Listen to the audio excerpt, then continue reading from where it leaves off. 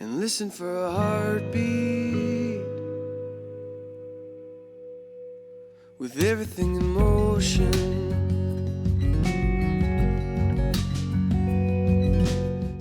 Okay, welcome to my channel.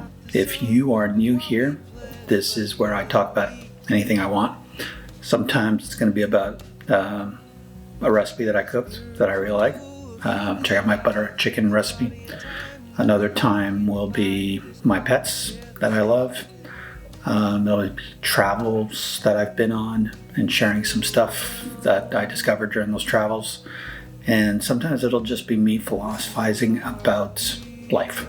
And sometimes when you're lucky, you get to see my wife. She's pretty awesome. But now I'm adding something new to my topics. I'm adding photography, specifically macro photography.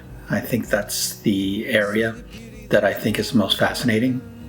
There's plenty of videos out there on photography. Honestly, if you want to learn how to take pictures, just YouTube photography for beginners, and you will find a million channels that will tell you how to do this. It's a great hobby. It's a very expensive hobby, but it's a great hobby. So I consider myself an amateur photographer. I'm an amateur in the sense that I don't make a living off of photography. It's something I do as a hobby. I make my living elsewhere. I'm an amateur in the sense that I don't make a living off of this. I make a living elsewhere. And it helps keep that passion alive. I tried, and I couldn't do both. Couldn't work full time and start a business full time being a photographer. So I decided I just wanted to take pictures. And if I can share it and make a few bucks here and there, awesome. If I don't make any money, it's fine. I don't need the money. So yeah, I'm an amateur. Pretty good amateur. And over the course of the next 10 minutes, I will share some of my pictures. Feel free to go to my website. It'll be down in the comments. And there's plenty of pictures there. Taken over the last 13 years. Lots of history. I think every year I get better and better, which is awesome. Because every year I think I've reached the top of what I'm going to be able to do. Then the year starts and I'm like, I'm better than last year. It's fun. Macro photography. So in this video, I'm going to share how I started in macro photography, why I started macro photography, and some of the basic lessons that I've learned. Fundamentally, if I can do this, anybody can do this. I've repeated that many times in many of my videos, whether it's cooking butter chicken, making naan, making fresh pasta. I firmly believe it. I don't have any special skills. I am not talented in a special way. I am not gifted by far. What I do have is an inquisitive nature and a perseverance that allows me to just figure stuff out. I think that that's my advantage. So now what I'm trying to do, I'm trying to share some of those lessons in these videos so that instead of taking 10 years like it did for me, it might take you 1. That's what I'm hoping. My journey into macro photography started during COVID lockdown. I had a Canon 5D Mark IV beforehand and a 24-70 lens and a 7200 lens. And I used those for everything. I tried taking pictures of flowers. It always felt flat. There was no texture to it.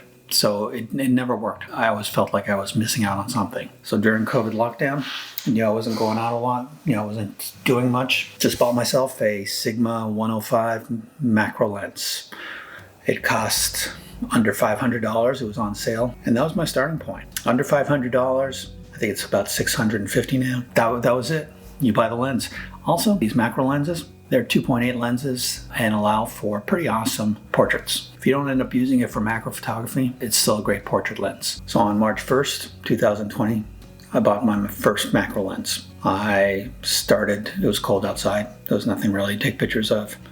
So I started on simple stuff in my studio. Oranges, broken teacups, yellow peppers, anything I could find. At some point, I put together a whole bunch of fruits and and stuff in a bowl and set it up and started playing around with that. Just trying to get a sense of depth of field, of distances, of textures, of what this lens would bring to my photography. It was interesting. I think some of those pictures, they still make money on stock. They're all right. Picture of the orange, it's not something I would frame and put on my wall. It's an orange. But then my world opened up when I brought the camera outside and started taking pictures of life, nature, flowers. In New England in March, April, the things that grow are really, really small. So you get down on the ground and the grass and you start taking pictures of the smallest weeds that might look somewhat decent. You start playing with water droplets and you get some sort of size effect with it. Little tiny things with water drops, those water drops look huge. They reflect and refract light and they give texture. I thought it was interesting. Then I started playing around with the depth of field and quickly realized eventually that a macro lens, the depth of field narrows the closer you get to an object. So normally if you take a picture of somebody at an f2.8, the background is nice, it's blurry, there's a nice bouquet behind with lights and a nice softness to the picture. That distance, the closer you get to whatever you're taking pictures of, gets smaller and smaller and smaller and smaller. And if you're taking a picture of a bee that's this close to you, boop, boop, you get this close, the depth of field is at 2.8 is just a sliver. So you realize that you need more and more light and a narrower aperture. So you're no longer taking pictures at 2.8. You try that, doesn't work. So you start taking pictures of at f4, f5, f8, depending on how close you are. And then you start getting sharpness in the pictures. That was a lesson because that forces you to get familiar with the exposure triangle and concepts like how ISO and shutter speed and aperture play against each other, right? So if you're going to a f8 to take pictures, you need more light because the aperture is smaller. So you need more light. Where do you get that light from? The shutter has to stay open longer. So you start playing with your shutter speed. If you're taking pictures of leaves in the wind or you're taking pictures of insects, those things move. And so you can't take a picture of a bug at with a shutter speed of 1/60th of a second. It'll move. You'll get blur. So what you typically end up playing with is your ISO. Your ISO allows you to keep your aperture and your shutter speed the way you want them, but it introduces grain, noise, and that noise in the past has always been problematic. Now with the advanced digital cameras that we have and powerful tools like Lightroom, that's what I use, you're able to play with that noise and get rid of it for the most part and regain your original picture. So the first thing I started shedding was my fear of high ISO. I just never used to go beyond an ISO of 800 because then it was just too noisy. But with these tools, you can get up there. You can take pictures that end up looking pretty great at an ISO of 1600. It's it looks good. It's not something I would go out and do on purpose, but I think it's more important to have the right depth of field and the right speed and sacrifice noise. That was one of the lessons that I learned. And in a future video, I'll show you how I deal with noisy pictures. So I brought the camera outside, started taking pictures of little flowers. That was all cute. It's nice. But then the bugs started coming out. And the minute I started taking pictures of bees, my world exploded. Everything changed. That's when I felt like I was starting to make art. I was figuring out how to take pictures and trying to really figure out all these elements that go into taking good pictures and how they fit together and making it work so that it becomes art that I wouldn't mind putting on my wall. And in fact, in my bathroom, there's a fairly big picture of a bumblebee on the tip of a lavender twig with a beautiful green blurry background.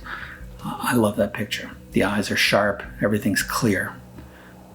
This is a picture that would have been impossible using any other lens than a macro lens. It's special. Working with bees is intimidating. At first you don't want to get too close. Honestly, these are things that can kill people, and you don't know what's going through their heads. You don't know what's going to set them off. You don't know if there's a twig that's going to fall on them and they're going to think that you're attacking them and start going after you, and then all of a sudden you have 100 bees on you. You don't know. So it's intimidating. So I started getting fairly good at taking pictures from top down so that I wouldn't be in their face too much. So my early big bee pictures, fairly boring. The minute I started getting lower and more at eye level, allowed me to get that blurry background. Getting in closer and closer and closer, realizing that they don't give a crap about it, and realizing they don't give a crap about you. They have a job to do. As long as you don't stop them from doing their job, they're going to ignore you. So take as many pictures as you want. Don't get in their way. They have a job to do. I don't want to make this video too long. I just wanted to share how I got into macro photography, and that I think everybody who owns a camera should dabble in. It's not an expensive lens. Get yourself a cheap lens, a cheap macro lens. There's other ways to do it, but at $400 or $500, it's not the end of the world. And it opens up a brave new world. You will see photography in a way that you've never seen it. It'll force you to think about the tool that's in your hand, the image you're trying to compose in front of you, and the tools you use afterwards for post-processing. Turning these images, and I'll show that in the future video, from flat, raw pictures into images with beautiful contrast and depth of field and just incredible pictures, honestly. And then I'm not just talking about my pictures. Most people who share macro pictures, they're all pretty good. I think it's pretty special, and it's a tool that will open up your world, like it did mine. Anyways, that's it. I'm just gonna leave it there, and this is my newest toy. It's a 100-500 Canon lens. And in the future I just got it last week, so in the future I will make a video about it. And so far so good. Taking some pretty good bird pictures. It's pretty impressive. So anyways, all that to say, after the Sigma lens, I did get a Canon R5 camera with an RF body, requires RF lenses. I had an adapter for the Sigma. Eventually, I just got myself a straight Canon macro lens, 100mm macro lens. So that's what I use now, an RF lens on the Canon R5 body, and that's a great mixture.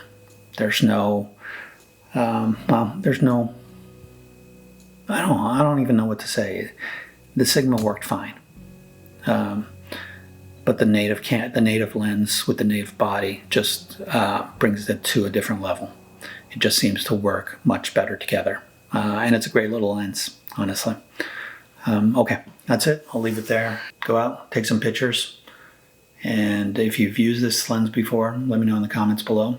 Don't forget to subscribe. And thank you for watching this video. And I'll share another video soon enough. Yeah, that's it.